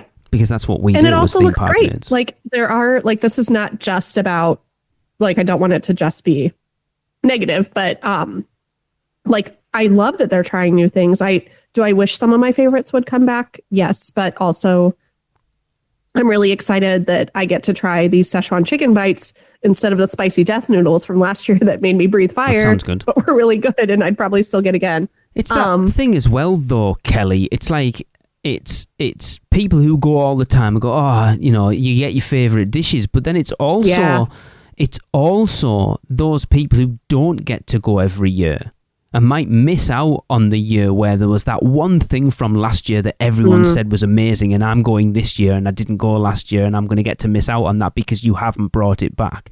So I do understand that it's like a Horror Night situation, isn't it, where if there's a house at a certain year you go and you aren't going that year, you will never see that house again. Yeah. And it's a good thing and it's a bad thing, because you might miss out on an IP house that's your favourite horror movie of all time and never get to see it again. But then also knowing that the event's entirely different every year. So it's like here's us kind of chastising them for not bringing things back from the previous year. But it's a double-edged sword for that exact same reason. You don't want it to be the same event every year, because you've got to keep it fresh for the people who do come every year, but then also try and keep enough of those staple favourites that the people who don't get to go every year can still sample those things. And I'm sure it's a difficult line to walk. Yep. And as I said, you know, like you said, the conversations going on behind the scenes are, like you said, they're not sat there going, how can we piss all our people off this year? I'm sure that's not the conversation. Now all the people listening to all the behind the scenes people, all the chefs and that listening to this podcast going, you couldn't be further from the truth, because that's exactly the conversation we had. Because we like listening to the fallout afterwards. I don't think that's the case, by the way. No. I mean, you can also like argue that if they've moved a significant amount of, you know, what if you want to call it their quote unquote A team is focused on Epic this year and Epic menus and things like that. If you've kind of got the B team in behind, and again, not that they're still the least qualified person on the Universal food team is still in many ways more qualified than I would be to be on the Universal food team. But I think there are a lot of things happening. I'm happy we got, I wasn't here in the beginning when we started really talking about this, but I'm happy that we got the variety that we did. I'm happy that we got some things returning. I'm happy that we've got many new dishes and that they're not just, I was worried, like my worst fear was that this Mardi Gras would be completely phoned in, and I do not think that at all. I think there are a lot of things that look really good. Yes, and it could have been. You wouldn't, to be fair, this year of any year, you would not fault them for like you say, phoning it in this year, because they've got so much other stuff to concentrate on. Yep. And I think, again, like you said, I think it is a case of, again, from what we know, there's a lot of the sort of top tier from all around the resort that have been moved down to Epic Universe. And I think we said it on UUOP a couple of weeks ago. It was a little worrying for it's all, you know, obviously you want your brand new theme park to be at the top of its game, but by moving all your top tier staff down there, what is the effect on your two legacy parks or your three legacy parks, or, you know, everything there? It's interesting, isn't it, to see what the fallout... And it's been my concern for quite some time that Epic's going to be this massive state-of-the-art, cutting-edge, amazing theme park. But how are people who haven't been to Universal Orlando in a long time, or never even been at all, are going to view the existing Universal Orlando resort after visiting Epic Universe? And it does worry me a little bit that people will go, well, Epic was amazing, but the rest of it was like, eh. And we've had this conversation multiple times. I see that, And at the same time, if you're talking about the population that has never been, yes, even if they start at Epic Universe, Islands of Adventure will be mind-blowing. Yeah. If they are used to say I have Six Flags St. Louis here, and I was dying laughing at, I can't remember which episode it was, but when Michelle talked about how Dudley Do Rights was basically just your Six Flags water ride. They're like the log flume attraction at Six Flags St. Louis is called the log flume. Yep. And that's all it is. They're metal boats in a metal flume that go up, they go around a corner, and then they go down. And that's it. And it's like for sure there are things that could use a coat of paint. Yeah. Or there are attractions that might seem a little bit tired, but like Kangen Kodos is going to blow your standard like Midwestern, never been to a theme park before. Kangen Kodos will blow their mind, even though it's not what we would consider a top tier attraction. So I see what you're saying. And I think there's been, say it's a guest who hasn't been in a long time, those parks look nothing like they did. Yeah. 10 years ago, 15 years ago, whatever it was, I think. Yeah. So I yes. And I suppose so I'm not contradicting you. It's me. I'm coming at it from a much more familiar perspective, I guess, aren't I? Yeah. And to be fair to Michelle, she hadn't ridden Dudley Do Right in a very long time, and she has ridden it since that episode. And she was like, "All right, I take it back. It is way more themed than I thought." Oh, I think I missed the recanting of that conversation. Okay, she has gone back on. She has gone back on that statement and said, "Yeah." Okay. Well. But let's get back to the food booths. Moving on, the last third of the booths are found in the Hollywood section of the park, starting with Germany. And here you can get a Leberkäse German-style meatloaf served on a pretzel bun with mustard and sauerkraut. You can get Currywurst and Pommes. I thought Pommes was a French word, which is interesting. That's definitely French. It's gluten-free. That's weird. It's definitely not. It's definitely not German. I did learn German for quite some time. Which is crispy bratwurst topped with spicy curry ketchup and served with fries and mayo. Yes, please. And for your sweet tooth, you can also get an apple strudel. At France, I think this is just the crepe stand. I didn't say that. I'm just reading what's on the page. That was me. Sorry, that was my notes. So I don't think there's a France booth. I think there's it's just that. I think it was. Yes, I think it was last year, wasn't it? I think like the French section was literally just Central Park crepes. You know what? I think you're right. Yes. Yeah, that sounds right. They will have a duck à l'orange crepe. A freshly made crepe filled with shredded ducks, onions, brossine cheese, orange segments, and an orange slice. What's the difference between orange segments and an orange slice? Literally how they're sliced. So the segments are probably in it with an orange slice on top looking fancy. Okay. Strange. An orange slice would probably still have the peel on it. Maybe. Yeah, I suppose. Yeah, I would try that. I've never had duck à l'orange, but the German stuff I would definitely go for. Yeah, I like duck. Yeah, the German stuff I would definitely go for. The currywurst sounds amazing. So both of those are on the dairy-free menu. I had the curry last year. It wasn't over fries. It was like just the bratwurst in the sauce. So that's probably my number one, honestly, if I'm thinking about it, because I loved that dish so much that I tried to recreate it at home to disastrous consequences. I obviously would always double check everything, but a meatloaf on a pretzel bun does not sound naturally dairy free to me. So I'd be very interested in trying it, but it's not at the top of my list there because I've got such a limited time. Yes.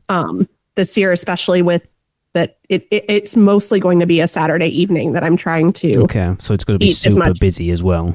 Yeah, because I think my flight's at 5 something on Sunday. Okay. So I doubt I'll get much time in the parks when the booths are open on Sunday. So they open before I have to fly 4 o'clock, I think it is the open. Is that right? So yeah. Most of them open around lunch. Really? I think. That's I think so. It used to be. I'm pretty sure everything opened at 4 o'clock, but like I say, that was pre-COVID. So no, I'm pretty sure it's 11 or 12 for many of the booths, but I very much so could have made that up. Again, not information that Universal tend to really put out there. Yeah. You find all the message boards of people asking, what time What time do the booths open? Yeah. And you'll get 60 different people all saying 60 different times. Yep. Strange. All right. Well, moving on to Mexico, our last our last booth with food. We see the return of last year's quesabirria, which is gluten-free and Kayla's number one. All the people in my party that tried that loved it. So it's birria beef in a corn tortilla with Monterey Jack and Oaxaca cheese and served with birria broth. So it's like the cooking liquid from the slow roasted beef that you get to dip it in, and it's amazing. It sounds it. It's not dairy free, but I've had it. I've made it before for myself. What was that weird word with the O's and A's and X's in it? Pronounce that for me again. Oaxaca. What the hell is that? It's like a crumbly cheese. And it's from like Peru, where it's more of the like native First Peoples, like a Aztec-y word, like that area of South America. It's like a crumbly cheese. Interesting. Yep. Also returning this year are the chilaquiles verde, which is tortillas topped with chile braised chicken, salsa verde, cilantro, onion, lime crema, and cotija cheese. Mm-hmm. And the last to return are the churro loops with the chocolate sauce, although this year they are also served with the dulce de leche. So that's the example I gave earlier of I could probably eat the churros. That was not my best experience last year, but I was told by Shelby that I needed to go back and try that again. But if I can't modify it without the sauces on it or with it, because last year it was just a cup of chocolate sauce. Well, that's what I was expecting. I was expecting it to be. I know you were talking about it earlier. That made, like, I was going to ask, do they put that sauce on? Because that seems weird. I've never known anywhere. Like, if you get churros with the sauce, it's generally, like you said, just a little pot of sauce, isn't it? That would make more sense because then you don't have to modify it. You just get it and you chuck the sauce away. Yeah. But if I could see them like drizzling the dulce de leche sauce on top of it. But again, it would be less because like churros in your mind, you would not want to be putting out ahead of time, which was the problem that I experienced was that I had like cold, not crispy churros. There's nothing worse than a churro that's been either left out on top or been left under a heat lamp for too long. Well, that confirms it because I'm remembering now that I joked that they were left over from the day before because we like basically got there when that booth opened. It was early in the day, so they've got to open early. I think they open around lunchtime. Okay. But I had joked that they were leftover churros from the night before. But I really think I was the exclusion, not the what's that saying? I was the exception, not the rule. To that, yep. And then one final booth, just to mention it out there, is Coca-Cola Market Square, which is that one like right on the water there where they've got the like double-sided service area, and that is just a bar, and you'll find several specialty cocktails there, and that's where you can get your like is that the one across from Mel's? Yep. That's where you could get your like premium cocktails. So if you wanted a Jack and Coke or like a vodka Sprite or something like that, you could get that. So Tracy might not be here, but I'm gonna coax her spirit out. How is a Jack and Coke a premium cocktail? It isn't. Well, it's not. But they call anything with liquor a premium shocking. Cocktail. That's not. Yeah. So. She had a whole rant about Horror Nights when she went to get a drink, and it's like a premium cocktail. It's like a Jack and Coke's not a premium cocktail. It's just a drink and a mixer. But all right. Yep. Anyway, I don't really drink, so yeah. Mardi Gras is definitely something. We've done the holidays to death. Tracy said after last year that she's kind of done with the holidays now. And it's like Horror Nights is like Horror Nights. We love Horror Nights, but Mardi Gras definitely. Yeah. Our first experience wasn't the best, and it's definitely expanded way more now since COVID. Like I said to Kayla earlier, I think what Mardi Gras is now is down to COVID, so we can thank it for a little thing because I love now that they've spread everything out around the resort rather than it just being in that little food alley because it was so congested because Horror Nights used to be the same. The Horror Nights food booths were just there, and it just became so ridiculously crowded because that's where everybody who wanted food was there. Now they've spread it out around the park. It just makes more sense, and it spreads the crowds out, and it gives you a reason. It gives you a reason to go elsewhere in the park rather than because like up until 2020, Mardi Gras was, other than the parade, pretty much concentrated on that Battery Park area of New York. And it's like, it's weird. But now it is park-wide for the most part. And I like that better. Yeah. I just loved, last year was my first Mardi Gras, and I just loved that it was not about go, do, see. Like, yes, the parade was like a timed event that you were trying to do. But other than that, it was like you happened upon this Zydeco band or you happened upon this food booth. I was there with my friends, trying food, enjoying warm. It was so, I don't even want to talk about how terrible this winter has been, but like just the good Florida February weather that you get. Just like, it's so laid back. It's so chill. I loved it way more than I thought I would love it because of my love for the holidays and things like that. But, you know, with both the holidays and horror nights, it's like the food is secondary. The side entertainment is secondary. And so, yeah, I love it. And I'm very grateful that like I would not be going this year if this work conference were not happening. So I'm very grateful that I get to go. This is like a very special bonus. And I'm very grateful to my boss for being like, hey, Kelly, look what I found. It's in Orlando in February when you get the nasty winter blues and you're terrible to be around all the time. Yeah. I will say as well, if you ever get the chance to go down, you need to get on a parade float. It is one of the best things I have ever done. It was amazing. I did do that for me and Jessica. It was phenomenal. I mean, you will literally give up your whole Mardi Gras day, but worth every second of it. Yeah. I've done, yes, but I have, it's nowhere near the same experience, but growing up as a dancer, I danced all the way through college. We did homecoming parade. I've danced and been in parades and been on parade floats before. Right. Very, very different than this. But I do have a little bit of it's not like I'm completely, so it almost makes me more excited is because I know how much fun I had doing those things, how cool this experience would be. You get to and that perfectly leads me into my Mardi Gras ride overlay. If I can just jump in here. It's ridiculous, but I'm going to not only overlay Men in Black, but I'm going to completely change the system of the ride vehicle where you are shooting beads at the aliens instead of shooting lasers at them. So it works perfectly. You can add in parade scenes. You're already in a big city and you can just add in parade scenes and you get points. You can still get points based off of I landed that over that alien's neck, or I got a bead necklace over Frank the Pug. And then it would be the Toy Story Midway Mania that you're just shooting the beads out of your bead dispenser. They're hanging out of the trees, they're just everywhere. That, and with the crazy Mardi Gras music behind it. I thought just as a side note, thought about Cat in the Hat and how that ride is already set.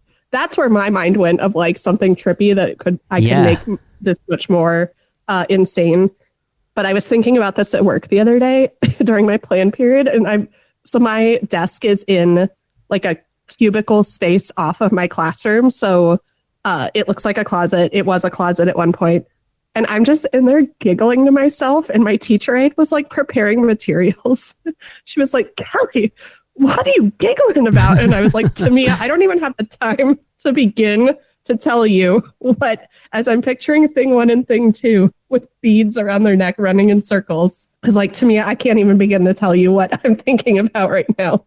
But had fun with that. Because you could do the same with Minion Blast. Yeah. So much easier as well. Oh, that would be fun. Yeah. You could literally change everything out to be Mardi Gras. Yep. I'm surprised they don't do more overlays on rides. It's we've always complained, I know it's disappearing this year, but why they've never done musical overlays for Rip Ride Rocket, so during Mardi Gras you change all the tracks out for Mardi Gras music, during the holidays you change all the tracks out for Christmas music, during Horror Nights you change it all out for horror music, or not all out, but you know what I mean, because you don't impact. They added Welcome to the Black Parade last year and then it stuck is one of the only songs there, but yeah, for sure. That would have been a very easy thing to do. I'm hopeful that Sensational will get seasonal overlays at some point, but well, we've got to see if the drones come back yet. Yeah. Well, that's the first priority, and I'm confident that they will, but I also fully agree that that was the absolute right decision for them. 100%, absolutely. But it's such a shame. Kayla and I talked about it before you came on about what a difference those drones make to that show, though, because we saw it with, I'm trying to think who we were with now. We were with Grace and Tori and somebody else. I know I said the ILOs were there as well because it was the first time Summer and Paige and Caden had seen it, and it was like there was no drones. So that night we saw it with at least 5 people who'd never seen it before, and because it was windy, there was no drones, and it makes such a difference to that show. Yep. But yeah, absolutely. You know, they had to be safe with it. Yep. Because you do not want those. You do not want 1,000 angry theme park people trying to put lawsuits against you, for sure. It's just a shame, isn't it? It's a shame. It was the same with them. Like Ghoulish from Halloween Horror Nights 2 years ago. I'm so happy I got to see that as many times as I did, but then obviously because of everything that happened, there was a lot of people never got to see it. I know Michelle never got to see it, and I loved that because I would like to see them bring that back for horror. Not bring that back, but to do a sensational horror version for Halloween Horror Nights because it needs it desperately. Or just like Illuminations at Epcot used to do a holiday tag. So it wasn't a change in the full. They ran the full show, and then there was like 3 or 4 minutes additional at the end that were related to the holidays. And I like that's where I could see you. Like I don't need to see every Christmas scene in Harry Potter and every Christmas scene in every. You know, you don't need to go back to the drawing board on that. This is so not food related. Kayla, feel free to do whatever you want with this. We're way off the food podcast. We're still talking about theme parks, though. We are indeed. And that, I don't know if you saw that I ran a poll on our Instagram of what people were most excited about, thinking that it would come back like 97% food. So it was food, drinks, concerts, or beads. And I think it was like 61% food, 15% drinks, 5% concerts, and then like 30% beads or something. That math doesn't math. But yeah, but I know what you mean.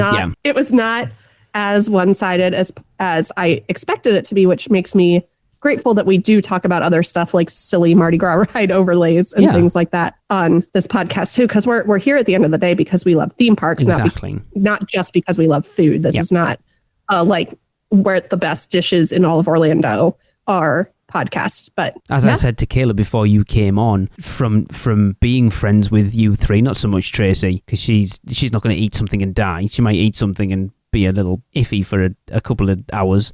But it is a minefield. And as we've already discussed, Universal aren't always 100% on labeling things correctly. So you've got to go with your wits about you. And having the information that you guys put out on this podcast is invaluable because it really is. If you don't go to theme parks very often, you either go down the route of potentially eating something that's going to put you in the hospital at the least, or not being able to eat or not wanting to try and eat things that you want. So it's sort of steering away from stuff to be safe when there are options out there that you don't have to be in. It is a minefield. It's not easy, especially if you're not a confident person. I know like your experiences of still finding it awkward having to get to the front of a line in a restaurant and ask for the manager or whoever it might be and it's a lot of people don't want to do that because it is embarrassing, and I know how other theme park people can be of like huffing and puffing behind you, and it's like do you know what, I'll just get the chips, the fries, and I'll just take a fries and a mix. You know what I mean? It's not so I love what you guys are doing because it's, you know, we can only cover so much on UUOP, so to have this as a standalone is great, and it also frees us up a little bit more because we don't have to talk about it as much. Yeah, and you can always direct your listeners to us with any questions. And although I do miss Michelle trying to mispronounce all the names. It's tough, man. I'm learning. I'm considering it a learning opportunity instead of a challenge. That is a mindset shift I am trying to have across the board in my life right now. So, but it is. Food's such a huge part of going to the theme park now. It is such a huge part of it, and having information rather than like going and then trying to figure out what you want before you go. Yeah. Well, I mean, for the first couple of years that I was going back to Universal after I moved here, I'd say like half of my, so, I'll carry like a carry-on suitcase and then just a regular bag that would go under the seat.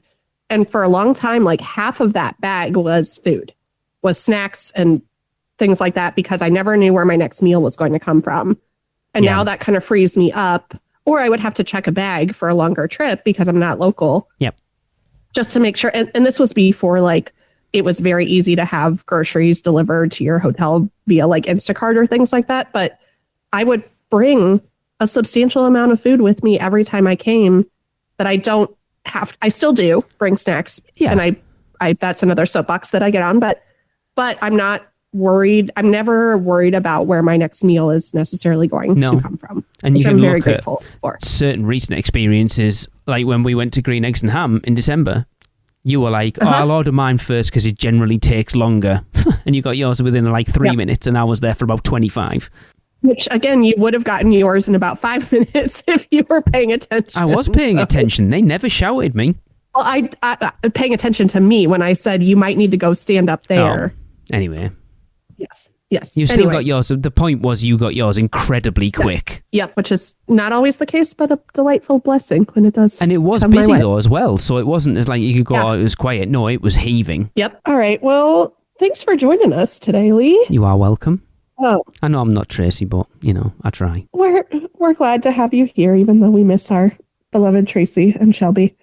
But yeah, that does it for now. Like we said, there's no formal dessert section because we wanted to break up the menu reading with our ridiculous ride overlays.